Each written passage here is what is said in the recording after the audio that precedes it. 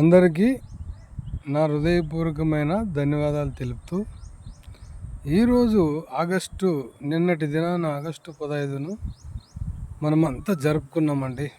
మనమంతా చాలా సంతోషంగా జరుపుకున్నాం. ఎలా జరుపుకున్నాము?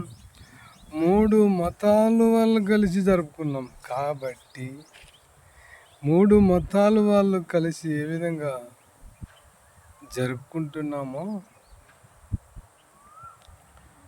ఆ విధంగా మనము ఈ 3 మతాల వాళ్ళు కలిసి 3 వర్గాల వాళ్ళు కలిసి ఎప్పటికీ ఆ ఏ జెండా ఏ విధంగా అయితే కలిసి ఉందో ఆ విధంగా మనమంతా కలిసి ఉండాలని ఆ జెండా సూచిస్తున్నది. అందుకనే మరి ఆ విధంగా మనము నిన్న అద్భుతమైన పండగను చేసుకున్నాం. ఏం పండగ? స్వతంత్రం వచ్చిన దినంలో మనము 80 సంవత్సరాల స్వతంత్ర దినోత్సవాన్ని మనం జరుపుకున్నాం. కానీ ఈ పండగ వచ్చినప్పుడు మాత్రం అందరూ కలిసి ఉంటాం. కానీ ఇంకా ఆ రోజు దాటిందనుకో క్రైస్తవుల్ని ఎలా దూషించాలి, ముస్లింలని ఎలా దూషించాలి, హిందువుల్ని ఎలా దూషించాలి,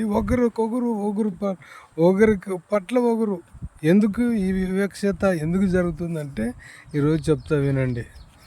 యూట్యూబ్లో డబ్బులు వస్తాయి, మంచి వ్యూస్ వస్తాయి. ఆ విధంగా ఆ డబ్బుల కోసము ఎంత గబ్బు పని చేసే వాళ్ళు మన మధ్యలోనే ఉన్నారు.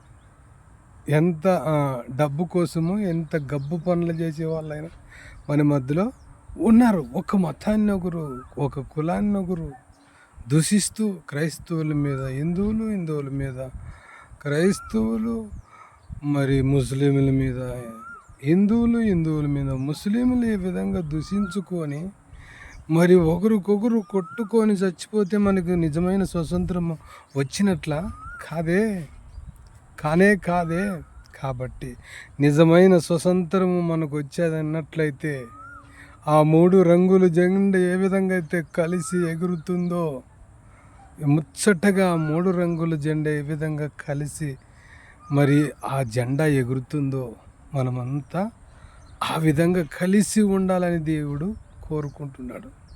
కాబట్టి ఈ కుల వ్యవస్థను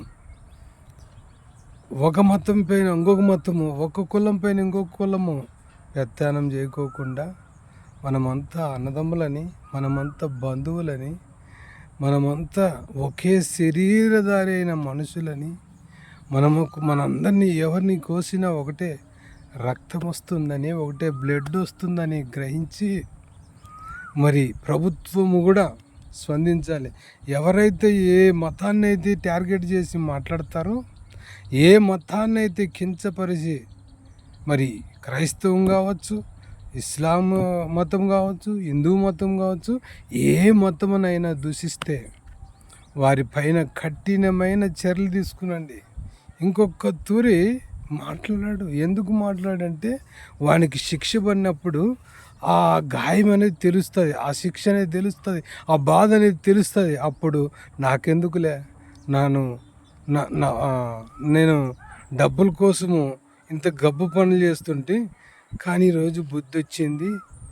ఈ ప్రభుత్వమే చట్టం చేసి ఈ విధంగా అందరిని ప్రేమించే విధంగా మరి రాజ్యాంగం ఉంది. రాజ్యాంగం ప్రకారంగా మరి ప్రభుత్వం కూడా నడుస్తుంది. ఇంకొక మతాన్ని దూషించకూడదు అనుకుంటాడు. కాబట్టి ఆ విధంగా అనుకున్నాలంటే ప్రభుత్వం ఖచ్చితమైన చర్య తీసుకొని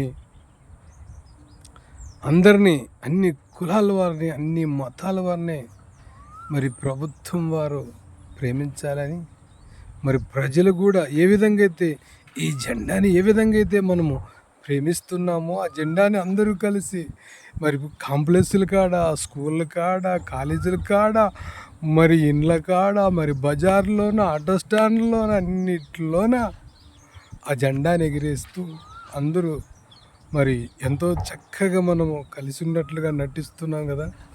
నటించడం కాదు ఇక మరి అది క్రియ దాలుస్తుంది. అంటే ఆ జెండా విధంగా అయితే కలిసి ఉన్నదో మేము కూడా కలిసి ఉన్నామని చాటి చెప్పాలి. ఒకరికొకరు ప్రేమించుకునాలి. ఒకరి పట్ల ఒక ప్రేమ కలిగి జీవించడమే దేవుని చిత్తమని నేను ఈ మాటలను ముగిస్తూ మీ అందరికీ నా హృదయపూర్వకమైన ధన్యవాదాలు తెలుపుతూ నా మాటలను ముగిస్తున్నా. అందరికీ వందనాలు.